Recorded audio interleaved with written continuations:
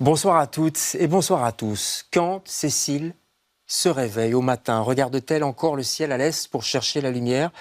Sent-elle le vent souffler sur elle qui la soulève et l'emporte? A-t-elle soif? A-t-elle faim? A-t-elle chaud? S'accroche-t-elle aux branches des peupliers ou aux pierres ridées des falaises qui écorchent sa chair? Tout cela est-il encore possible? Ainsi commence le nouveau roman de Philippe Marchevski. Il est l'invité de LCR ce soir.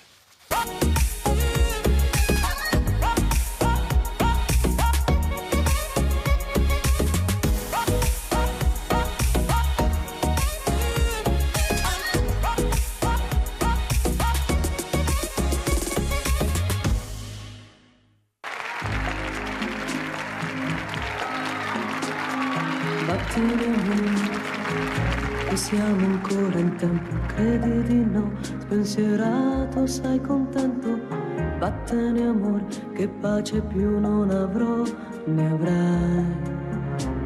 Perderemo il sonno, credi di no, i treni e qualche ombrello, pure il giornale leggeremo male, caro, vedrai, ci chiederemo come mai.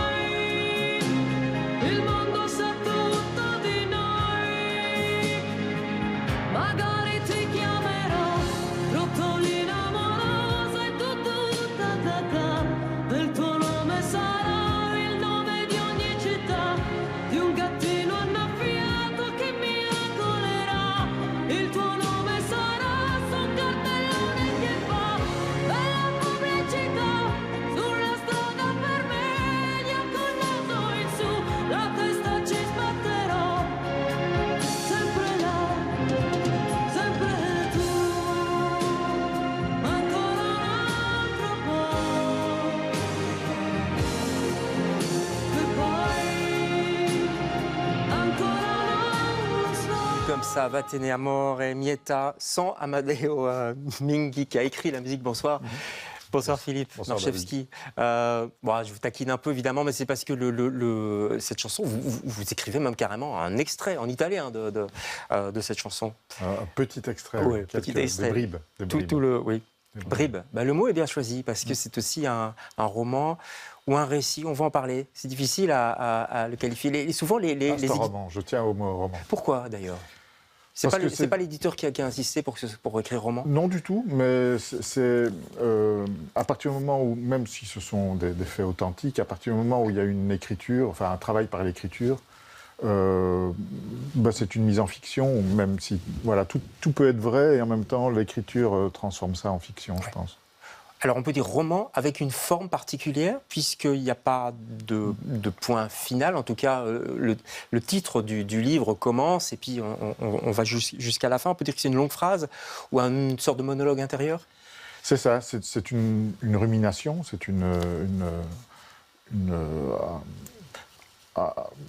quelque chose qui tourne en tête, dans la tête du narrateur, enfin qui n'est pas le narrateur, mais de la voix en tout cas qui raconte l'histoire, qui n'est pas le personnage, disons, principal. Voilà. Mais, c'est une rumination, donc ça tourne et c'est pour ça qu'il n'y a pas non plus de point, c'est qu'une rumination, c'est une longue phrase qui est filée en tête et puis sur laquelle on tire. Dans quelle étape vous l'avez écrit, Philippe? Je l'ai écrit ça a pris 8 mois à peu près, mais pas 8 mois pleins, c'est-à-dire des petites séances d'écriture pendant 8 mois. C'était compliqué. Certains jours, je tirais une page, 2 pages, et puis certains jours, 2 mots. C'était compliqué parce que je voulais vraiment essayer de construire un rythme particulier à la phrase et que ça puisse se lire comme un long fil qu'on tire. Ouais. Et ça m'a demandé quand même pas mal de travail sur vraiment le rythme de la phrase. Ouais. À partir du moment où on ne met pas de rupture naturelle comme des points. Il y a quand même des ruptures, hein, il y a des virgules, il y a des points d'interrogation. Voilà, il y a des sauts de paragraphes, de blocs en tout cas. Mais donc c'était pas un truc très facile à écrire. Ouais, pas très facile non plus parce que ça remue des choses. Il y a une part autobiographique là-dedans, c'est quelque chose que vous avez vécu. Oui. Oui, c'était pas très agréable en soi, le sujet, mais c'était à partir du moment où je me suis mis à l'écrire, où j'ai décidé de travailler sur le texte, pour moi, l'important, c'était de trouver une forme à ce que je voulais dire. Ouais. Et, voilà. Et à partir de là, c'est le travail de la forme et de de l'écriture qui prend le dessus. Et qu'est-ce qui fait, Philippe, que vous avez décidé d'écrire maintenant? C'est votre troisième roman, il y avait encore Tropical, on s'en souvient, qui a reçu le prix Rossel, et puis le premier c'était Blues pour 3 tombes et un fantôme. Pourquoi celui-ci maintenant? Je vous pose la question parce que si vous l'aviez écrit dans 2 ans, voire dans 5 ans, ça aurait été un tout autre livre. C'est un livre sur l'oubli. Ouais. Le personnage de Cécile qui meurt dans l'histoire et qui est mort dans la vie réelle est morte en 2001, pendant l'été 2001. Et assez rapidement, dans les années qui ont suivi, je me suis toujours dit que j'écrirais un jour quelque chose, pas nécessairement sur elle, mais sur sur l'oubli, la justice de sa mort et l'oubli qui le suit. Mais simplement, je ne savais pas comment faire, je ne savais pas trop comment m'y prendre. Puis c'est vraiment avec le temps, le fait d'avoir aussi écrit 2 livres qui me permettaient aussi de pouvoir travailler un texte peut-être un peu plus complexe à faire, un peu plus difficile à faire.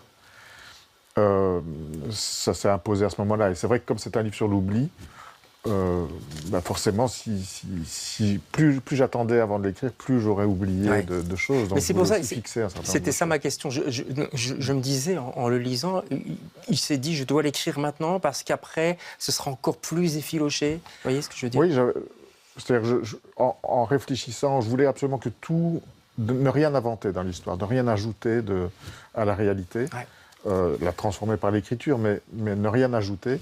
Et en faisant le travail de recherche en mémoire de ce dont je me souvenais, je me suis rendu compte de tout ce qui manquait déjà, après plus de 20 ans. Et forcément, à partir du moment où des années s'écoulent encore, il risquait de manquer encore beaucoup plus de choses. Donc, c'est aussi une sorte de peur d'oublier encore plus. Et vous n'avez pas écrit sur ce manque, vous n'avez pas essayé d'inventer un manque, de combler des trous, en fait. C'était la règle un peu que je me suis fixée, qui était de ne pas inventer des choses. Surtout sur Cécile, c'est-à-dire de rendre justice au personnage de Cécile, à la personne qu'elle était, en n'inventant rien sur elle, même au prix d'avoir oublié beaucoup de choses, mais en tout cas en ne recréant pas quelqu'un d'autre. Ouais. Vous avez fait des études, ça je ne savais pas en fait, j'ai lu ça dans votre bio, de neuropsychologie cognitive. Oui. C'est pas sans rapport, j'ai l'impression, quand même, avec ce roman. Qu'est-ce qui se passe dans le cerveau, justement, quand le temps passe? Qu'est-ce qui se passe avec la mémoire? Comment le cerveau fait, entre guillemets, le tri avec ce qu'il va retenir et ce qu'il va laisser tomber? Alors, ça fait de très nombreuses années, plus de 25 ans, 23 ans que je ne travaille plus en neuropsychologie. Vous avez oublié donc, aussi ça. Je parle sous contrôle des vrais neuropsychologues qui Bien me sûr, regardent. Mais disons que le postulat du livre, c'est qu'il n'existe rien d'autre que l'oubli. La mémoire, ça n'existe pas vraiment, en fait. C'est-à-dire que la mémoire, ce n'est que ce que l'oubli laisse. L'essentiel de ce qu'on vit, on l'oublie. La majorité de nos heures, on les oublie. Et la majorité des détails de notre vie, on l'oublie. On les oublie.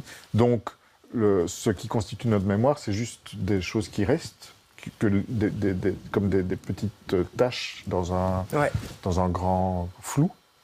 Des petits moments, des instants que vous allez chercher. On a entendu une chanson italienne, là, c'est un moment en Italie, à la fin des vacances, etc., quand vous rencontrez Cécile, et puis d'autres moments.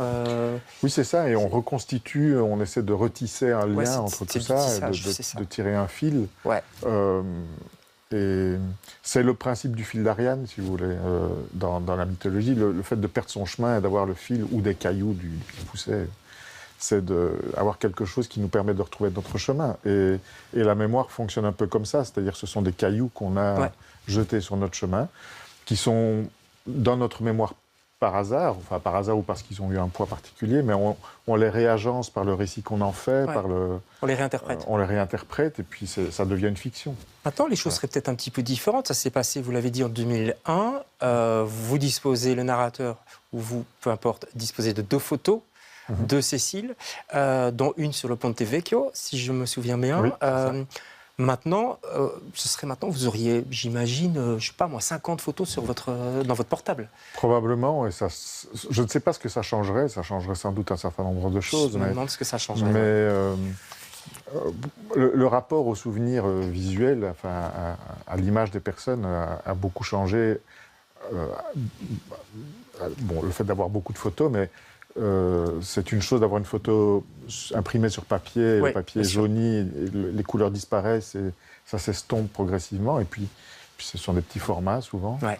C'est une autre chose d'en avoir des milliers sur son téléphone Ouais, qu'on peut qu'on n'ouvre agrandir, plus. qu'on n'ouvre plus et qui sont des variations en plus, parfois souvent de la même photo C'est qu'on a vrai. prise 50 fois jusqu'à avoir la bonne. Comment l'obsession de revoir, pas physiquement cette personne, mais d'y repenser, aussi, peut-être de la croiser, parce que c'est ça aussi tout le livre, c'est une disparition, une réapparition, on ne va pas trop le lire, il faut lire évidemment ce livre, mais comment cette obsession arrive en fait, et comment on arrive à la maîtriser, si tant soit peu qu'on peut la maîtriser?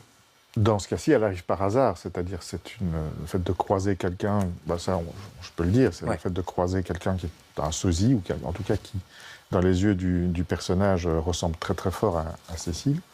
Ça c'est le hasard. Après, on essaie de rationaliser ce qui se passe. Et ça, chacun réagit un peu comme il le peut, et avec ses outils.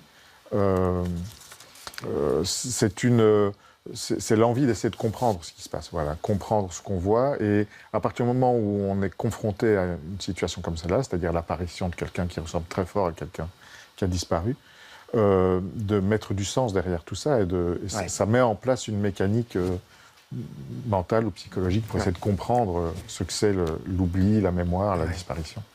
Et est-ce que ça a du sens finalement? Est-ce que ça a du sens? Est-ce que tout ce qu'on vit a du sens? On ne va pas faire ça. Alors je n'ai pas la réponse. On est à la fin de l'émission, donc on va pas commencer là-dessus. N'ajoutez rien, c'est le cas de le dire, justement. Pourquoi ce coup de cœur? Je trouve que c'est un livre formidable. C'est paru en septembre 2023. Ouais. C'est pas présenté comme un roman, c'est présenté comme une quête. D'accord. Donc c'est aussi vrai, et en même temps c'est une collection qui dit, le nom de la collection dit que tout est vrai, ou presque. Ouais. Le narrateur, donc l'auteur, se fait voler un livre qu'il est en train de lire, un livre publié aux éditions de Minuit à la fin des années 80. Ouais. Il se fait voler pendant qu'il est en train de le lire dans un café, il le laisse sur la table, il va aux toilettes, il revient, le livre n'est plus là. Et ça enclenche chez lui un désir d'en savoir plus sur cet auteur, qui est un auteur qui existe réellement, Costa, j'ai oublié son prénom, qui se trouve être un livre que j'ai moi-même beaucoup vu, souvent dans des vides-greniers ou dans des brocantes, et que j'ai chez moi, que je n'ai jamais lu. Ouais. Et il va partir sur sa trace. C'est le seul livre qu'il a écrit. Il ne trouve pas de pistes sur cet auteur. Et donc c'est à la fois un livre sur la lecture, sur l'amour de la littérature, sur ce que c'est l'écriture, sur l'amitié aussi. Et c'est aussi une quête. Voilà. Ouais. Ça aussi, c'est une quête, quelque part. En quelque sorte. Une enquête, une filature, comme vous m'aviez écrit en dédicace. Philippe Marchewski, Quand Cécile, c'est aux éditions du Seuil. Précipitez-vous sur ce livre, c'est un des plus beaux romans, puisque c'est un roman que personnellement j'ai lu ces derniers temps. Vraiment, je vous le conseille, c'est d'une beauté infinie. Merci beaucoup Philippe d'être passé chez nous. On se retrouve nous demain avec d'autres invités. Bonsoir.